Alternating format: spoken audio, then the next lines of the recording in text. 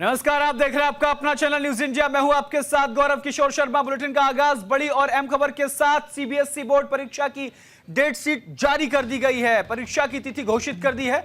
आपको बता दें कि 15 फरवरी से बोर्ड की परीक्षाएं शुरू हो जाएंगी।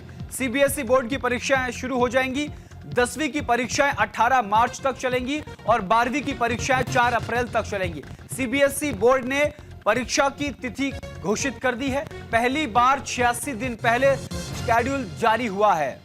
तो ये बड़ी खबर, बड़ी जानकारी। कुछ दिन पहले उत्तर प्रदेश बोर्ड परीक्षा की तिथि घोषित की थी और आज सीबीएसई बोर्ड परीक्षा की डेट शीट घोषित कर दी है। परीक्षा की तारीख का ऐलान कर दिया है। 15 फरवरी से बोर्ड परीक्षाएं शुरू होंगी। बड़ी खबर, बड़ी जानकारी। 10वीं की परीक्षाएं 18 मार्च तक चलेंगी। ऐसा पहली बार हुआ है जब 86 दिन पहले ही परीक्षा का शेड्यूल जारी कर दिया गया है।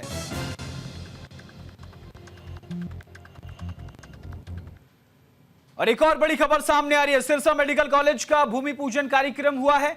इस कार्यक्रम में मुख्यमंत्री नायब सिंह सैनी ने शिरकत की है। मुख्यमंत्री नायब सिंह सैनी ने भूमि पूजन कार्यक्रम में हिस्सा लिया। 2 साल में यह बनकर तैयार हो जाएगा, यह बात कही गई है। मेडिकल कॉलेज मुख्यमंत्री ने सिरसा में कैंसर हॉस्पिटल बनाने का ऐलान किया है। साथ ही साथ आपको बता दें कि मुख्यमंत्री नायब सिंह सैनी ने सिरसा के बाबा सरसाईनाथ मेडिकल कॉलेज का भूमि पूजन कर निर्माण कार्य की शुरुआत की। वहीं उन्होंने जिले के लोगों को मेडिकल कॉलेज और कैंसर ट्रीटमेंट सेंटर की सौगात दी। इस दौरान स्वास्थ्य मंत्री आरती सिंह राव और बीजेपी के वरिष्ठ नेता भी मौजूद रहे। बता दें कि मेडिकल कॉलेज का निर्माण 21 एकड़ भूमि पर होगा, जिसमें 100 मेडिकल सीटें होंगी और इस परियोजना पर 1000 करोड़ रुपए खर्च किए जाएंगे और इसे 2 साल में पूरा करने का लक्ष्य है। 2 दिवसीय जिला स्तरीय युवा उत्सव का आज मल्टी आर्ट कल्चर कुरुक्षेत्र में आयोजन किया गया, जहां इस कार्यक्रम में जिले के युवाओं ने बढ़ चढ़कर हिस्सा लिया। तो वहीं इसे लेकर district youth coordinator officer Jagmohan ने बताया कि कुरुक्षेत्र में 21 और 22 नवंबर को 2 दिवसीय जिला स्तरीय युवा उत्सव का आयोजन मल्टी आर्ट कल्चर सेंटर में किया जा रहा है और कल कार्यक्रम के समापन अवसर पर हरियाणा के मुख्यमंत्री नायब सिंह सैनी मुख्य अतिथि के रूप में शिरकत करेंगे। उन्होंने आगे कहा कि जिला स्तरीय यूथ फेस्टिवल कार्यक्रम में करीब 500 कलाकारों ने हिस्सा लिया है और जो कलाकार यहां पर जीतेगा उसको आगे प्रदेश स्तर पर और नेशनल लेवल पर सम्मानित किया जाएगा। हरियाणा सरकार और विभाग के निर्देशानुसार जो है 21 और 22 नवंबर को जिला स्तरीय यूथ फेस्टिवल 2024 का आयोजन एक तो गवर्नमेंट जो है आईटीआई विभाग द्वारा और दूसरा नेहरू युवा केंद्र संगठन कुरुक्षेत्र और तीसरा नेशनल सर्विस स्कीम, तीनों के द्वारा मिलकर के आयोजन जो है वो डिस्ट्रिक्ट एडमिनिस्ट्रेशन के गाइडेंस में ये करवाया जा रहा है और इसमें मेनली जो निर्देशानुसार जो है वो 11 विधाएं जो हैं वो इसमें रखी गई हैं। देखिए, ये मेरे लिए बड़ी गर्व और गौरव की बात है कि आज कुरुक्षेत्र में जिला युवा उत्सव मनाया जा रहा है। मैं अगर मेरी व्यक्तिगत तौर पे बात करूं तो 1997 में मैंने पहली बार जिला युवा उत्सव में भाग लिया था और उसी वर्ष मैंने नेशनल यूथ फेस्टिवल लखनऊ में प्रतिभागिता करने का मौका मिला था। उसके बाद लगातार मैं 5 साल राष्ट्रीय युवा उत्सव में प्रतिभागिता कर रहा और इसी विभाग से जुड़कर मैंने जन जन तक हमारी जो संस्कृति की जो नीतियां हैं, संस्कृति का जो प्रचार प्रसार किया और हरियाणा सरकार ने मेरे को 2004 में Haryana state best youth award दिया था। और हरियाणा में 4 दिन चली विधानसभा का शीत सत्र समाप्त हो गया है। वहीं इसे लेकर कांग्रेस विधायक आदित्य सुरजेवाला का बयान सामने आया है। उन्होंने बीजेपी पर गंभीर आरोप लगाए हैं कि 4 दिनों के विधानसभा सत्र में हर एक विधायक ने अपने जिले की आवाज उठाई, लेकिन प्रदूषण पर कोई बात नहीं हुई है, जो कि आज के दिन ये बहुत बड़ी समस्या है। वहीं आगे उन्होंने बीजेपी पर आरोप लगाते हुए कहा कि नहर का पानी बीजेपी सरकार नहीं दे पाई है और अभी भी बोरवेल का पानी हर जगह साफ नहीं है। आगे बढ़ते हैं खबरों में। हरियाणा के मंत्री अनिल विज ने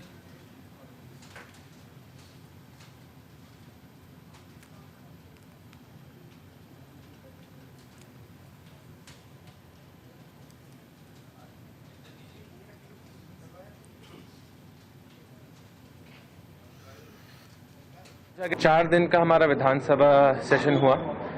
हर एक विधायक, अनेक जवान विधायक, फर्स्ट टाइम एमएलएज ने अपने हलकों की, अपने जिलों की आवाज़ उठाई। माननीय स्पीकर साहब हरविंदर कल्याण जी, हम सारे के सारे और फर्स्ट टाइम एमएलएज और साथी जिनके पास एक्सपीरियंस है, सब खुश हो कि फर्स्ट टाइम एमएलएज अपने हलकों की बात उठा पा रहे हैं। जो कमियां हैं, कहे काफ़ी लोगों के पास पानी की कमी है, सड़कों की कमी है, नौकरियों की कमी है, वो रख पाए। आज के दिन पोल्यूशन इतनी बड़ी दिक्कत हो गई है, उसकी कमियां रख पाए। आज नहर का पानी जहाँ जहाँ ये भाजपा सरकार बोलती थी देंगे, वो दे ही नहीं पाए। अभी भी बोर का पानी इस्तेमाल करना पड़ रहा है। बोर का पानी हर जगह साफ नहीं है, उसकी दिक्कतें बता पाए। और हरियाणा के मंत्री अनिल विज ने बड़ा दावा किया है। उन्होंने कहा कि झारखंड और महाराष्ट्र में एनडीए की सरकार बनेगी। अनिल विज ने एग्जिट पोल को एकदम सटीक बताया है। केंद्र सरकार की नीतियों को जनता का समर्थन मिल रहा है। महाराष्ट्र और झारखंड में विधानसभा चुनाव के लिए 20 नवंबर को वोटिंग खत्म हो चुकी है, जिसके बाद आए एग्जिट पोल के आंकड़ों में महाराष्ट्र और झारखंड में एनडीए की सरकार बनने का दावा किया जा रहा है। इसको लेकर तमाम राजनीतिक दलों ने नेताओं की प्रतिक्रिया आ रही है। इस कड़ी में हरियाणा सरकार में कैबिनेट मंत्री अनिल विज की प्रतिक्रिया सामने आई है। उन्होंने कहा कि महाराष्ट्र और झारखंड में बीजेपी की सरकार बनने जा रही है, दोनों जगह पर बीजेपी जीतेगी। वहीं उन्होंने एग्जिट पोल के नतीजों को सटीक बताते हुए कहा कि बीजेपी की लोकप्रियता और केंद्र सरकार की नीतियों को जनता का समर्थन है, वही जीत का आधार बनाया है।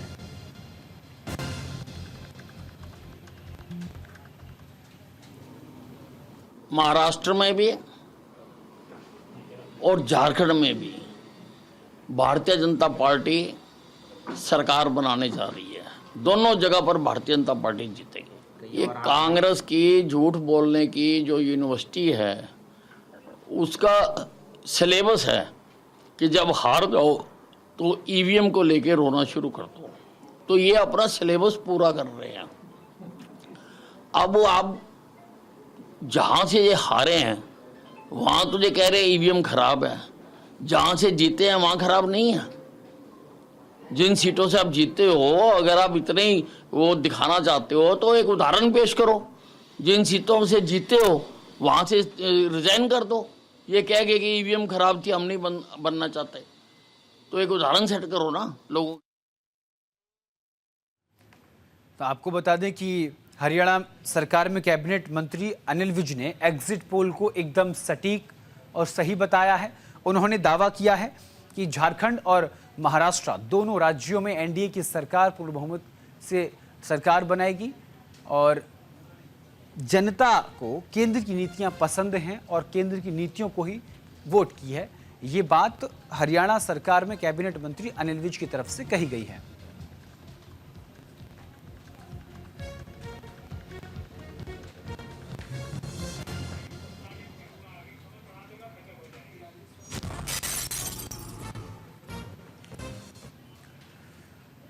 और वहीं एक बार फिर से प्रधानमंत्री नरेंद्र मोदी को गुयाना के सर्वोच्च राष्ट्रीय सम्मान से सम्मानित किया गया, जिस पर हरियाणा के कैबिनेट मंत्री अनिल विज ने खुशी जाहिर करते हुए कहा कि मोदी जी को 18 या 19 राष्ट्रों से वहां का सर्वोच्च राष्ट्र का सम्मान मिल चुका है। ऐसा सम्मान पाने वाले ये भारत के पहले प्रधानमंत्री हैं जिनको सभी राष्ट्रों ने ऐसा सम्मान दिया है। उन्होंने आगे कहा कि सभी देशों से जो संबंध हैं वो मोदी जी के काल में अच्छे और कारगर रहे हैं।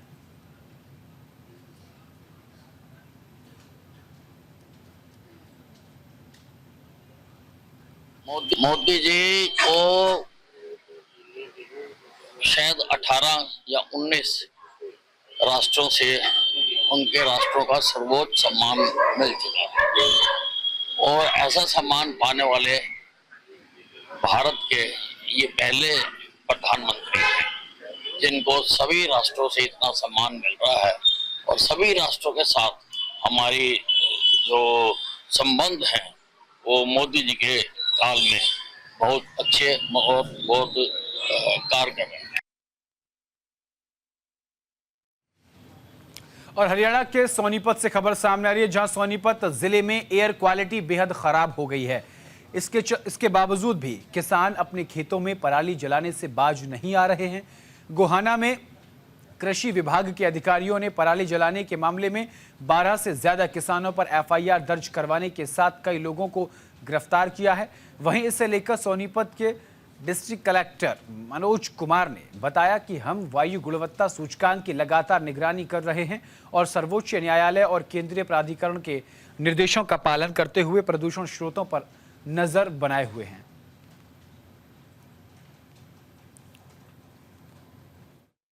इंडेक्स की हम कंटिन्यूसली मॉनिटरिंग कर रहे हैं और जो माननीय सुप्रीम कोर्ट और CAQM की जो डायरेक्शंस हैं उनके लिए जिन भी स्रोतों से पोल्यूशन जनरेट होता है सबकी कंटिन्यूसली मॉनिटरिंग की जा रही है।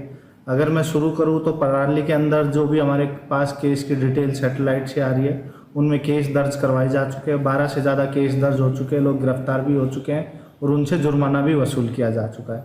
पराली के साथ साथ जो इंडस्ट्रीज़ का हमारा पोल्यूशन है उनकी भी कंटिन्यूसली जो ऐसी इंडस्ट्रीज है जो कंप्लायंस नहीं कर रही हैं उनकी चेकिंग की जा रही है। और मैं आपको बताना चाहूँगा कि 13 ऐसी इंडस्ट्रीज हैं जिनके ऊपर 50 लाख से ज़्यादा का जुर्माना लगाया गया है।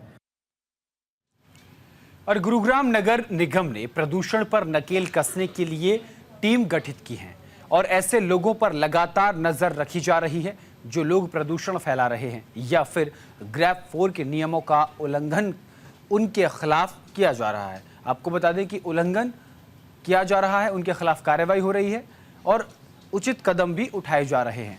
इस कड़ी में नगर निगम की तरफ से करीब 550 से ज्यादा चालान काटे गए हैं तो वहीं लाखों रुपए की चालान राशि वसूल की गई है।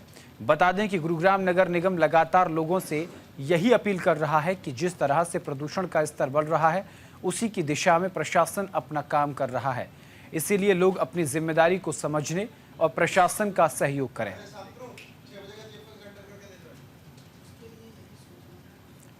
और खबर गुरुग्राम के सोहाना विधानसभा क्षेत्र से सामने आ रही है जहां एक सिरफिरे आशिक ने युवती पर चाकू से जानलेवा हमला कर दिया। हमले में युवती गंभीर रूप से घायल हो गई जिसे बादशाहपुर के एक निजी अस्पताल में भर्ती कराया गया और वहां डॉक्टरों ने युवती की गंभीर स्थिति को देखते हुए गुरुग्राम रेफर कर दिया। बताया जा रहा है कि युवती की कुछ दिन बाद शादी होने वाली थी लेकिन एक तरफा प्यार में पड़ा आशिक युवती की दूसरी जगह शादी होने से नाखुश था। पुलिस ने आरोपी को गिरफ्तार कर जेल भेज दिया है। तो सूचना आई थी कि ये एक लड़की है खेड़ला गांव की और उसको एक चाकू द्वारा वार किया गया। तो पुलिस एक्शन पे आने के उपरांत हम मौका विजिट किया गया और वहां पर हमने देखा कि कुछ ब्लड स्पॉट्स थे। तो सीन ऑफ क्राइम टीम और फिंगरप्रिंट टीम को भी मौके पे बुलाया गया। मौके पे बुलाने उपरांत और प्रिलिमिनरी इन्वेस्टिगेशन के दौरान यह बात सामने आई कि ये जितेश नाम का लड़का है जो जितेश उर्फ मोनू सन ऑफ डींगराम खेड़ला गांव को है और इसके द्वारा यह 13 से 14 बार ये लड़की को वार किया गया। तो उसके उपरांत ये जो FIR हमारी ये दर्ज हुई थी 179 नंबर, उसके अंदर इस एक्यूज्ड को अरेस्ट कर लिया गया। 24 तारीख को सिस्टर की शादी होने वाली है अभी, तो वो अपने घर पे ना कपड़े वपड़े का काम कर रही थी, सिलाई का काम। तो जैसे वो धागा लेने के लिए, सिलाई का धागा लेने के लिए दुकान पे गई तो जैसे ही दुकान से वापस आई तो बीच रास्ते में उसका घर पड़ता है। तो जैसे तो उसको पीछे से उसका गर्दन पकड़ के और उस पर चाकू से वार करा और साथ में उसका भाई, बड़ा भाई और उसकी बहन भी सभी वहीं पे वारदात में मौजूद थे। मुख्यमंत्री सुखविंदर सिंह सुक्खू के प्रधान सलाहकार ने प्रेस कॉन्फ्रेंस की है। नरेश चौहान ने भारतीय जनता पार्टी पर जमकर निशाना साधा। भारतीय जनता पार्टी पर निशाना साधते हुए उन्होंने कहा कि बीजेपी सरकार में होटलों को बेचने का काम किया गया। बीजेपी अनावश्यक रूप से बयानबाजी कर रही है। बीजेपी नेताओं में वर्चस्व की लड़ाई चल रही है। हिमाचल सरकार के पर्यटन विकास निगम के 18 होटलों को बंद करने के न्यायालय के आदेश पर हिमाचल प्रदेश में सियासत तेज हो गई है। बीजेपी इसे सरकार की नाकामी बताकर हमलावर है। वहीं इसको लेकर मुख्यमंत्री के प्रधान सलाहकार नरेश चौहान ने शिमला में प्रेस वार्ता को संबोधित किया। इस दौरान उन्होंने कहा कि जयराम सरकार के समय पर्यटन निगम के होटलों को बेचने का प्रयास किया गया, लेकिन इस पर इंक्वायरी बिठाने का सुझाव दिया जाएगा। उन्होंने आगे कहा कि ईडी की जांच से सरकार का कोई मतलब नहीं है, ये कारोबारियों से संबंधित है। जहां जहां भी गैर बीजेपी की सरकारें हैं वहां वहां ईडी आयकर विभाग को लगाना बीजेपी का पुराना मॉडल है।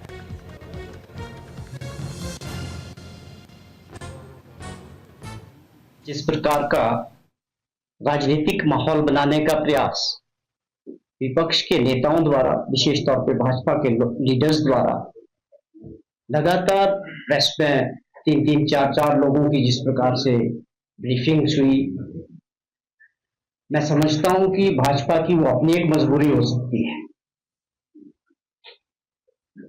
किसी मुद्दे को जिस प्रकार से जयराम ठाकुर जी का, अनुराग ठाकुर जी का और हेल्थ मिनिस्टर नड्डा साहब का, रणधीर शर्मा या आप समझें इनके अध्यक्ष बिंदल साहब एक दिन में 5-5 लोग प्रेस कॉन्फ्रेंसेस कर रहे हैं या मीडिया स्टेटमेंट्स दे रहे हैं, उससे एक चीज साफ है कि भाजपा के अंदर लीडरशिप का जो वर्चस्व की जंग है वो तेज हो चुकी है।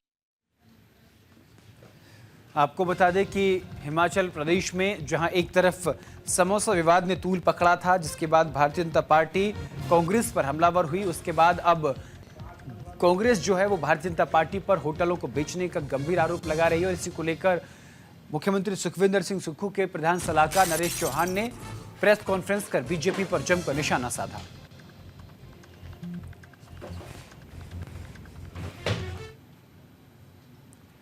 आपको बता दें कि यह खबर पंजाब के जलंधर से सामने आ रही है, जहां हरगोबिंद नगर ट्रांसपोर्ट नगर के पास मन्ना मार्केट के दुकानदारों ने और मोहल्ला वासियों ने मिलकर थाने के बाहर प्रदर्शन किया और पुलिस को शिकायत दी कि वहां पर कुछ बदमाश लगातार प्रवासियों और लोगों की मोबाइल छीनकर उनसे लूट भी करते हैं।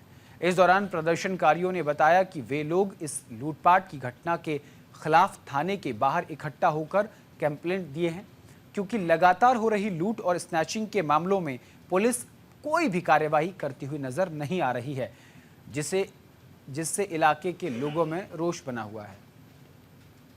ਇਹਨਾਂ ਦੇ ਖਿਲਾਫ ਇਹਨਾਂ ਨੇ ਦਰਖਾਸਤ ਦਿੱਤੀ ਹੈ। ਆਪਣੇ ਸਾਰੇ ਮਹੱਲੇ ਵਾਸੀਆਂ ਨੇ ਇਕੱਠੇ ਹੋ ਕੇ ਭਲਵਾਨ ਨਾਮ ਦੇ ਵਿਅਕਤੀ ਦੇ ਉਹ ਕਾਫੀ ਲੁੱਟ ਖੋਹ ਕਰਦਾ, ਪਰੇਸ਼ਾਨ ਕਰਦਾ, ਮਹੱਲੇ ਦੇ ਵਿੱਚ ਕਾਫੀ ਜ਼ਿਆਦਾ ਉਹਨੇ ਗੰਦ ਪਾ ਰੱਖਿਆ ਉਹਨੇ ਕਿਹਾ। ਹਾਂਜੀ, ਸਾਨੂੰ ਜਦੋਂ ਵੀ ਅਸੀਂ ਜਾਈਦਾ ਕਹਿੰਦੇ ਸਾਰੇ ਵਿਅਕਤੀਆਂ ਨਾਲ ਫੋਨ ਖੋਹ ਲੈਂਦਾ ਹੈ, ਕਦੀ ਮਾਰਕੁੱਟ ਵੀ ਕਰਦਾ, ਗਾਲੀ ਗਲੋਚ ਵੀ ਕਰਦਾ। ਹਾਂਜੀ, ਪਹਿਲੇ ਵੀ ਉਹਦੇ ਕੰਪਲੇਂਟਾਂ ਚੱਲਦੀਆਂ ਕਾਫੀ ਜੀ। ਆਪਣੇ ਹੁਣ ਕਾਰਵਾਈ ਅਸੀਂ ਮੌਕੇ ਤੇ ਜਾਵਾਂਗੇ ਨਾ, ਦੇਖਾਂਗੇ ਮੌਕਾ ਉੱਥੇ ਕੀ ਹਿਸਾਬ ਕਿਤਾਬ ਹੋਇਆ ਵਾ, ਸਾਰੀ ਕਾਰਵਾਈ ਕਰਾਂਗੇ ਜੀ ਉੱਥੇ ਜਾ ਕੇ ਮੌਕੇ ਤੇ। ਥਾਣੇ ਦੇ ਬਾਹਰ ਸਾਡੇ ਮਾਰਕੀਟ ਮੰਨਾ ਮਾਰਕੀਟ ਦੇ ਵਿੱਚ ਨਾ ਕੁਝ ਚੋਰ ਸਨੈਚਰ ਜਿਹੜੇ ਹੈਗੇ ਆ ਮੋਬਾਈਲ ਖੋਹ ਕੇ ਲੈ ਜਾਂਦੇ ਆ ਪ੍ਰਵਾਸੀਆਂ ਕੋਲੋਂ। ਇਹ ਹਰਗੋਬਿੰਦ ਨਗਰ ਟਰਾਂਸਪੋਰਟ ਨਗਰ ਦੇ ਨਜ਼ਦੀਕ ਉਹਨਾਂ ਨੇ ਸਾਨੂੰ ਐਸਐਚਓ ਸਾਹਿਬ ਨੇ ਬੜਾ ਆਸ਼ਵਾਸਨ ਦਿੱਤਾ ਆ। ਉਹ ਕਹਿੰਦੇ ਵੀ ਜੋ ਵੀ ਬਣਦੀ ਕਾਰਵਾਈ ਹੈਗੀ ਆ ਉਹ ਅਸੀਂ ਇਹਨਾਂ ਵਿਰੁੱਧ ਕਰਾਂਗੇ ਔਰ ਇਹਨਾਂ ਨੂੰ ਜਿਹੜੇ ਹੈਗੇ ਜਿੰਨੇ ਸਨੈਚਰ ਆ ਚੋਰ ਹੈਗੇ ਇਹਨਾਂ ਨੂੰ ਠੱਲ ਪਾਵਾਂਗੇ। पंजाब के मंडी गोविंदगढ़ में व्यापारियों से फिरौती मांगने वाले एक गिरोह के 3 सदस्यों को पुलिस ने गिरफ्तार कर लिया है। बता दें कि ये गिरफ्तारी पुलिस के चलाए गए बुरे तत्वों के खिलाफ अभियान के तहत की गई है। वहीं जिला पुलिस प्रमुख डॉक्टर रवजोत ग्रोवाल ने इस कार्रवाई की जानकारी प्रेस कॉन्फ्रेंस के दौरान दी। उन्होंने कहा कि पंजाब पुलिस राज्य को अपराध मुक्त बनाने के लिए पूरी प्रतिबद्धता से काम कर रही है और असामाजिक तत्वों को किसी भी हालत में बख्शा नहीं जाएगा। लुधियाना चंडीगढ़ नेशनल हाईवे पर तेज रफ्तार का कहर देखने को मिला, जहां एक पिकअप टायर फटने से गाड़ी अनियंत्रित होकर सड़क के दूसरी ओर पलट गई, जिसमें एक बुजुर्ग महिला की मौत हो गई। इस हादसे में करीब 9 लोग गंभीर रूप से घायल हुए, जिसमें 8 महिलाएं और 2 पुरुष शामिल हैं। घायलों का इलाज सिविल अस्पताल में चल रहा है। उनको सिविल अस्पताल लाया गया, लेकिन घायलों की हालत देखते हुए उन्हें चंडीगढ़ के पीजीआई अस्पताल रेफर किया गया। मैं अपने पिंड तो लुधियाने ਨੂੰ ਜਾ ਰਿਹਾ ਸੀ, ਰੌਲਿਆਂ ਦੇ ਲਾਗੇ ਹੀ ਐਕਸੀਡੈਂਟ ਹੋਇਆ ਸੀ। ਮੈਂ ਪਿੱਛੋਂ ਆ ਰਿਹਾ ਸੀ, ਇਹ ਐਕਸੀਡੈਂਟ ਮੇਰੇ ਮੂਹਰੇ ਹੀ ਹੋਇਆ ਸੀ ਤੇ ਕਾਫੀ ਲੇਡੀਜ਼ ਸੀਗੀਆਂ, ਕਾਫੀ ਫੱਟੜ ਨੇ ਤੇ ਸੁਣਿਆ ਜਾ ਰਿਹਾ ਵੀ ਜਦੋਂ ਮੈਂ ਪਹੁੰਚਿਆ ਵੀ ਉੱਥੇ ਉਹ ਬਲੈਰੋ ਪਿਕਅਪ ਸੀ, ਉਹਦਾ ਟਾਇਰ ਪੈਂਚਰ ਹੋ ਗਿਆ ਸੀ, ਇਸ ਕਰਕੇ ਗੱਡੀ ਪਲਟ ਗਈ ਤੇ ਮੈਂ ਜਦੋਂ ਮੌਕੇ ਤੇ ਪਹੁੰਚਿਆ ਤੇ ਨਾਲ ਦੀ ਨਾਲ ਮੇਰੇ ਪੇਸ਼ੈਂਟ ਗੱਡੀ ਦੇ ਵਿੱਚ ਪਾ ਦਿੱਤੇ ਤੇ ਮੈਂ ਉਹਨਾਂ ਨੂੰ ਹਸਪੀਟਲ ਆਇਆ। ਸਰ ਇੱਕ ਐਕਸੀਡੈਂਟ ਆਇਆ ਸੀਗਾ ਸਵੇਰੇ 11 ਵਜੇ ਦੇ ਕਰੀਬ ਤੇ ਉਹਦੇ ਵਿੱਚ 10 ਜਣੇ ਇੰਜਰਡ ਹੋਏ ਸੀਗੇ ਤੇ ਚੈਲਾ ਦੇ ਕੋਲ ਐਕਸੀਡੈਂਟ ਹੋਇਆ ਤੇ ਉਹਦੇ ਵਿੱਚ 8 ਫੀਮੇਲ ਸੀਗੇ ਤੇ 2 ਮੇਲ ਸੀਗੇ। और पंजाब के भटिंडा में भारतमाला परियोजना का विरोध करने वाले किसानों को दिन निकलते ही पुलिस ने हिरासत में ले लिया और अधिग्रहित भूमि पर सरकार ने कब्जा कर लिया। बता दें कि प्रोजेक्ट की अधिग्रहित जमीन को लेकर प्रदर्शन कर रहे थे और ज्यादा दाम की मांग की जा रही थी, जिससे भारतमाला प्रोजेक्ट को बीच में ही रोक दिया गया। वहीं किसानों ने आरोप लगाया कि इस नेशनल हाईवे के लिए किसानों की जमीन को एक्वायर किया गया है, लेकिन जमीन मालिक किसानों को बहुत कम मुआवजा दिया गया। इसी के चलते किसान अपनी कीमती जमीन का कब्जा प्रशासन को नहीं दे रहे थे, लेकिन आज प्रशासन ने पुलिस बल के सहयोग से जबरदस्ती किसानों से उनकी जमीन का कब्जा लिया है।